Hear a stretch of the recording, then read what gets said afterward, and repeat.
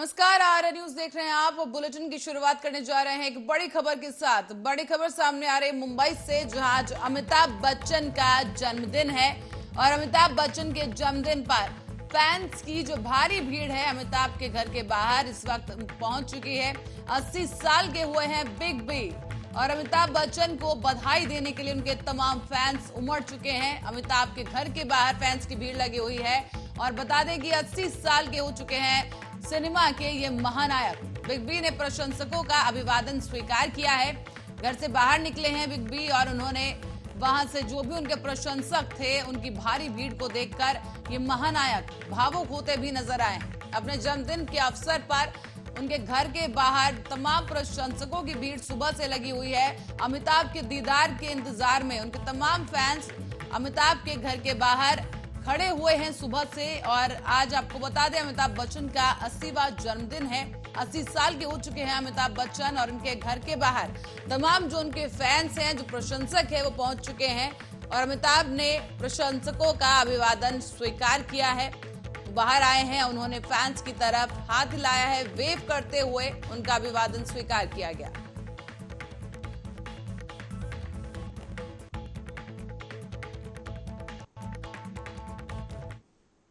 और मुंबई में कुल 229 पोस्ट ऑफिस हैं, जिनमें 60 पोस्ट ऑफिस अब 8 घंटे की जगह 12 घंटे चलाए जाएंगे।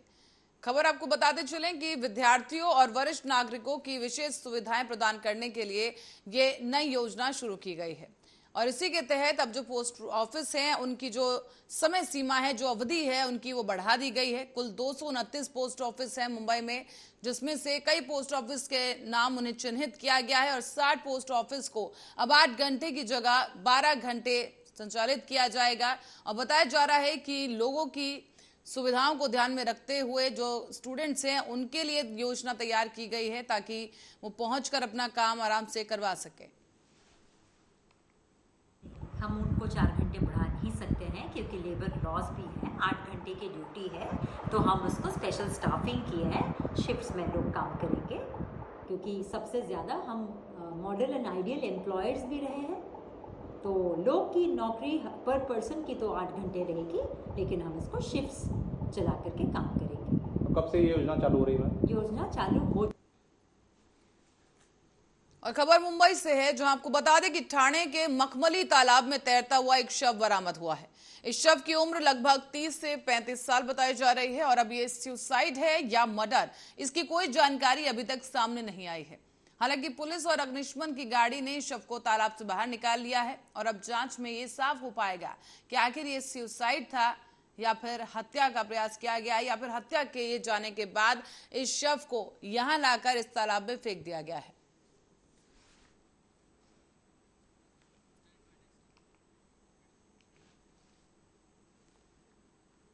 और शिवसेना को अब चुनाव आयोग की तरफ से एक नया नाम दे दिया गया है। शिवसेना उद्धव बाला साहेब ठाकरे, ऐसा नाम शिवसेना को दिया गया है और निशानी भी उन्हें नई मिली है और नई निशानी उनकी मशाल होगी, यानी मशाल से अब नई शिवसेना की पहचान होगी। और तस्वीरें भी आपको दिखा दे कि शिवसेना को जो नई निशानी दी गई है उसका चिन्ह किस तरीके से होगा। ये मशाल की निशानी मिलने के एक दिन पहले ही शिवसेना के उस्मानाबाद के विधायक कैलाश पाटिल ने एक भव्य मशाल का उद्घाटन भी किया था और कैलाश पाटिल के विधायक निधि से बनाई गई है ये मशाल। और कैलाश पाटिल ये वही विधायक हैं जो शिंदे गुट से वापस उद्धव ठाकरे के गुट में शामिल हुए हैं।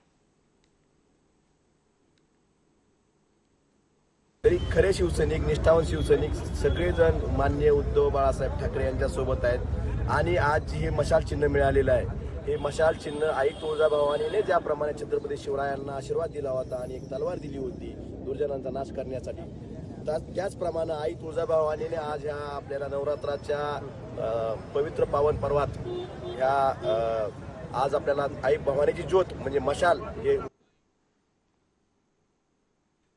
और नवी मुंबई पुलिस ने गैंगस्टर विक्रांत उर्फ विक्की देशमुख और उसके साथियों को गिरफ्तार कर लिया है। बताया जा रहा है कि इन तमाम अपराधियों पर लगभग 7 आपराधिक मामले पहले से दर्ज हैं और विक्की देशमुख अपने गैंग के जरिए नवी मुंबई में दहशत फैलाने की कोशिश कर रहा था। विक्की देशमुख और उसके साथियों के खिलाफ उसके गिरोह में हत्या का प्रयास, जबरन चोरी, डकैती, अपहरण, जबरन वसूली और रेप जैसे कई गंभीर अपराध दर्ज किए गए। विकी देशमुख पर सचिन घरत की हत्या, अशोक घरत के अपहरण और हत्या और टीवी केबल ऑपरेटर से जबरन वसूली, क्रशर प्लांट संचालक से रंगदारी और एक नाबालिग बच्ची से रेप और उसके साथ उसे गंभीर आरोप ऐसे दर्ज हैं। और साथ ही आपको बता दें कि नवी मुंबई पुलिस ने विकी देशमुख के गिरोह को खत्म करने में कामयाबी हासिल की है। आपको बता दें कि किसी भी इस गिरोह को धमकी दी गई थी और इसे नवी मुंबई पुलिस ने गिरफ्तार कर लिया है। प्रेस कॉन्फ्रेंस है हमारी जो क्राइम ब्रांच है नई मुंबई पुलिस की। हमारे एडिशनल सीपी महेश घुरिया साहब, DCP Suresh Mengade, ACP west, senior PI central unit के भोसले साहब और हमारे बाकी जो इंचार्ज हैं यूनिट के, उसमें सिंधे साहब हैं, माड़ी साहब हैं यूनिट 3 के, गोरे साहब हैं, बाकी सभी अधिकारी कर्मचारी में जो टीम है इन्होंने काफ़ी अच्छा काम किया है। और हमारे यहाँ जो ये जोन 2 का जिसको एरिया बोलते हैं, हम यहाँ से पनवेल से लेकर के उड़न और नवा सेवा गवान और उस एरिया में एक्टिव जो एक गैंग थी उसका जो मुख्य सूत्रधार विक्रांत देशमुख उर्फ विकी देशमुख करके है। इसके ऊपर इसके पहले भी 38 केसेस दाखिल हैं और बाकी इनके जो मेंबर्स हैं उस पर किसी पे 14 केसेज हैं, किसी पे 10 केसेज हैं और 5 एमसीओसी केसेज लगे हुए हैं पहले भी।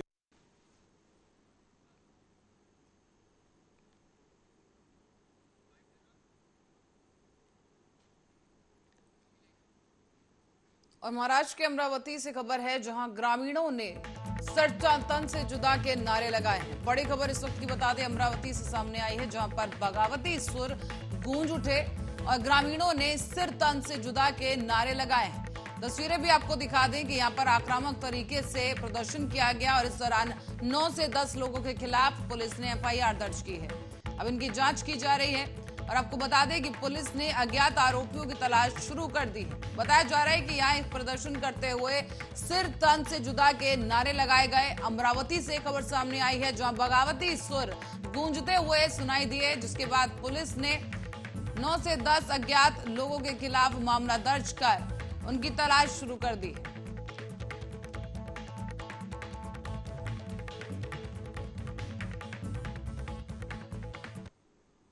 अब बदायूं की ओर रुख करेंगे जहां थाना सहसवान क्षेत्र के बाबर मियां के आम के बाग में एक युवक और युवती का शव फांसी के फंदे पर लटका मिला है। मौके पर पहुंची पुलिस ने शवों को कब्जे में लेकर पोस्टमार्टम के लिए भेज दिया है। और आपको पूरा मामला ये बताते चले विस्तार से कि सहसवान थाना क्षेत्र के अंतर्गत का ये मामला है। यहाँ पर बाबर मियां नाम के एक शख्स का ये आम का बाग है जहां पर एक युवती और युवक का शव पेड़ से लटकता हुआ पाया गया है। सूचना मिलते ही क्षेत्राधिकारी सीपी सिंह और प्रभारी निरीक्षक विशाल प्रताप सिंह फोर्स के साथ मौके पर पहुंच गए। इस शव को उतारा गया है जिसके बाद उन्हें सील कर दिया गया। पोस्टमार्टम के लिए अब शवों को भेज दिया गया है। बताया जा रहा है कि जो युवक है उसकी पहचान लंकुश के रूप में हुई है जो कि शाहजहांपुर का रहने वाला है, जबकि लड़की की जो पहचान है वो प्रेमवती के रूप में हुई है जो गांव धामी नगरिया की रहने वाली है। पुलिस अब आगे की जांच में जुट गई है और इस मामले में एसपी दया सिद्धार्थ वर्मा ने बताया है कि युवक और युवती का शव पेड़ से लटकता हुआ मिला है। मामला प्रथम दृष्टया आत्महत्या का लग रहा है, लेकिन फिर भी इस मामले की गहनता के साथ जांच की जा रही है। सूचना मिलते ही मौके पर थाना प्रभारी और क्षेत्राधिकारी पहुंचे हैं और फिलहाल इस मामले में हर एंगल से जांच की जाएगी।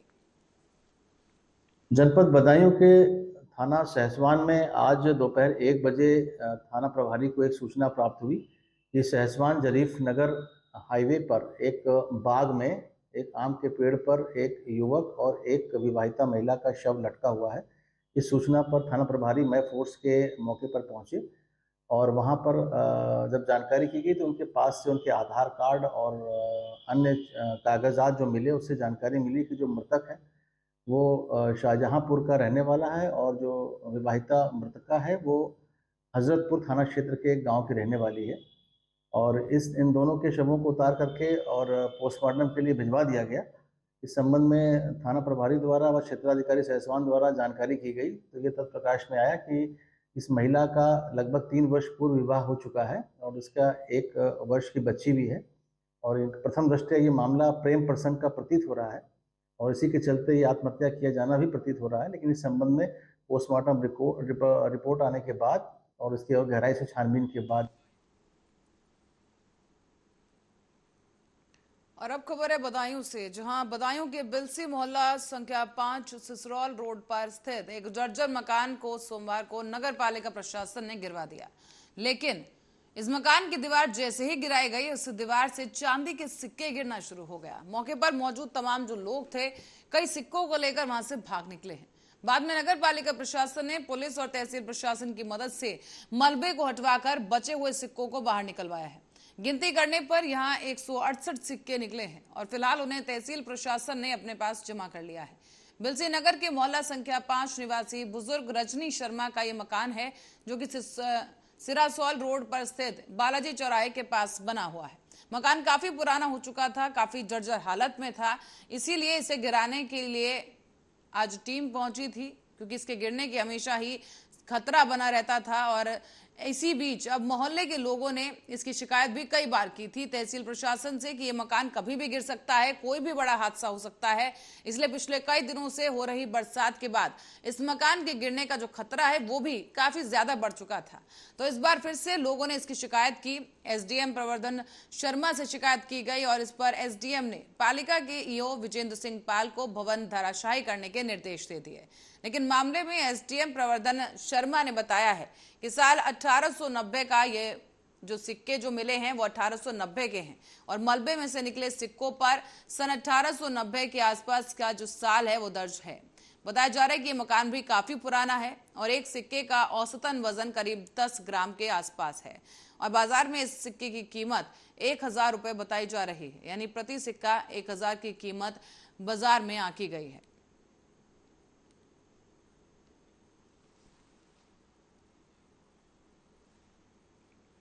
और अब खबर है फतेहपुर से, जहां मोहर गांव पहुंचा है हिमस्खलन में शहीद पैरा कमांडो शुभम सिंह का पार्थिव शरीर। पार्थिव शरीर के साथ आए सेना के वाहन को अंतिम दर्शन के लिए चौंडागरा कस्बे में एक यात्रा निकाली गई, जहां सेना में भर्ती होने वाले युवाओं ने भारत माता की जय के साथ शुभम सिंह जिंदाबाद के नारे लगाए। शहीद शुभम सिंह की एक झलक पाने के लिए सुबह से ही यहां पर जनसैलाब उमड़ पड़ा। क्षेत्र के तमाम लोगों ने सैकड़ों की संख्या में पहुंचकर इकट्ठा होकर अपने इस दोस्त और भाई को नम आंखों के साथ आखिरी विदाई दी है। अंतिम यात्रा में उमड़ा लोगों का ये जनसैलाब देखते ही बन रहा था और इसी बीच जिले के आला अधिकारी और केंद्रीय राज्य मंत्री सांसद साध्वी निरंजन ज्योति भी वहां पहुंची हैं। मौके पर वो मौजूद रहीं और पार्थिव शरीर को देखते ही परिवारजनों में भी कोहराम मच गया। बताया जा रहा है कि शुभम सिंह के शहीद होने की खबर को आर्य न्यूज ने चलाया था प्राथमिकता से और इसी के साथ साथ आपको हम दिखा रहे हैं कि कैसे ये पूरा काफिला शहीद का निकाला जा रहा है। ये यात्रा निकाली जा रही ताकि अंतिम बार शहीद के दर्शन सब वहां पर लोग कर सकें। और आपको बताते चलें कि यहाँ पर तमाम जो लोग हैं अपने इस दोस्त, अपने इस भाई को अंतिम विदाई देने के लिए वहां पहुंच रहे हैं। तस्वीरों में देखा जा सकता है कि किस तरीके से जो लोग हैं पूरे प्यार के साथ वहां पहुंचे हैं, नव आंखों के साथ विदाई दे रहे हैं और भारत को दिल में रखते हैं। हम कहते हैं जय हिंद, ना थकते हम, अपनी जान से प्यारा अपना वतन सिर्फ एक तमन्ना तिरंगा कफन। इसी नारे के साथ और इन्हीं कुछ चंद पंक्तियों के साथ वहां पर लोग इस शहीद को अलविदा कहते नजर आए और इन पंक्तियों को वहां पर दोहराया गया।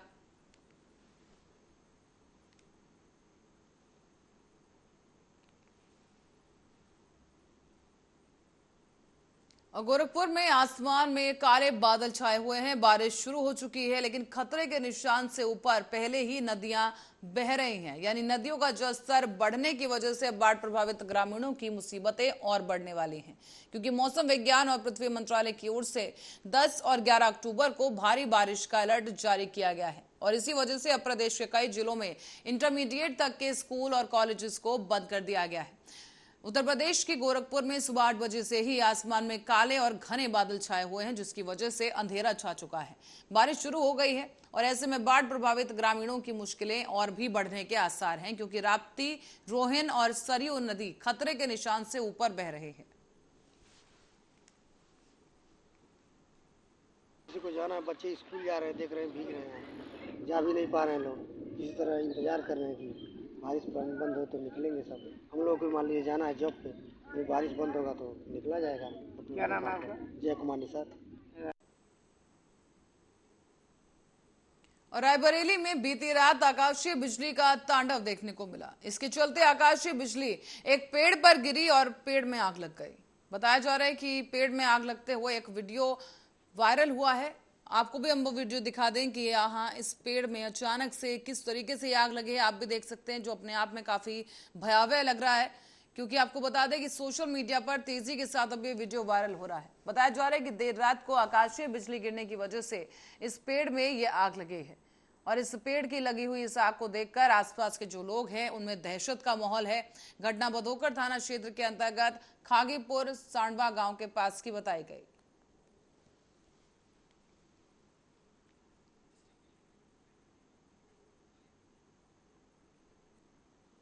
और एनटीपीसी रेहंद में प्रतिनिधि संघ का चुनाव पिंक बूथ की तर्ज पर आयोजित किया गया, जिसमें अटक यानी बीएमएस, सिंटू और छटक 4 महासंघ ने भाग लिया। इसमें अटक 83 मतों के साथ विजयी रहा है, जबकि बीएमएस 79 मत पाकर दूसरे स्थान पर रहा। इस चुनाव की सबसे मुख्य बात यह रही कि पोलिंग ऑफिसर महिला अधिकारी रही और वहीं मुख्य चुनाव अधिकारी मिलन कुमार ने पिंक बूथ के आयोजन के लिए एनटीपीसी रेहंद के पहल की सराहना की है और कहा कि प्रतिनिधि संघ की चुनाव कराने वाले सभी मतदान अधिकारी एनटीपीसी रेहंद की महिला कार्यपालक, इससे न केवल महिला मतदाताओं की भागीदारी बढ़ेगी बल्कि लैंगिक समानता को भी प्रोत्साहन मिलेगा। तो वहीं आपको बता दें कि एटक का प्रतिदिन प्रतिनिधित्व करने वाले आरबी सिंह ने कहा है कि ये जीत हमारी नहीं बल्कि हमारे सभी साथियों की है और मैं कार अलाउंस से लेकर हायर एजुकेशन समेत जो भी मुद्दे होंगे उनके लिए सदैव लड़ूंगा और मैं महासंघ मिले हुए थे और मैं दोनों महासंघ को हराया हूं और इस जीत का श्रेय हमारे सभी साथियों को जाता है। जो हमारा चुनाव था एनबीसी प्रतिनिधित्व के लिए था, इसमें जो है 4 महासंघ लड़े थे और 2 महासंघ एक में था। मैं 2 महासंघ को इस चुनाव में हराया हूं और हमारा जो है जो कार्यक्रम के अंतर्गत जो हमारा मुद्दा और एजेंडा है, सबसे सर्वप्रथम कि हमें आर्टिजन बैच को जो है सबको कार अनाउंस W0 से और W7 प्रत्येक एम्प्लॉय